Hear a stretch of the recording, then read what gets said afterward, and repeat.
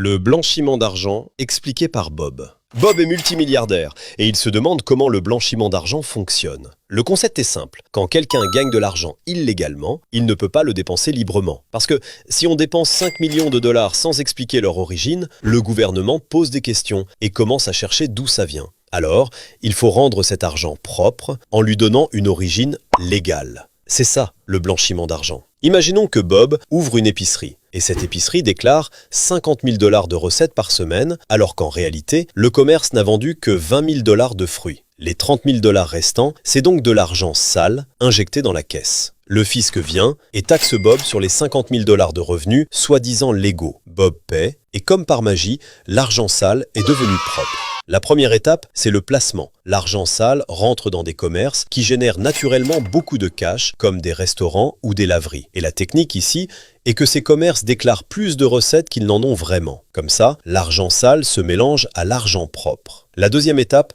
c'est l'empilement. On déplace l'argent en permanence via des sociétés écrans et entre différents pays ayant très peu de taxes. Plus il y a de couches entre l'argent et son origine, plus il devient invisible. La troisième étape est l'intégration. On investit l'argent propre dans l'immobilier ou dans l'art. Et plus personne ne peut prouver d'où cet argent vient. Le blanchiment, c'est 10 ans de prison minimum. Et l'ignorance n'est jamais une défense recevable devant un tribunal.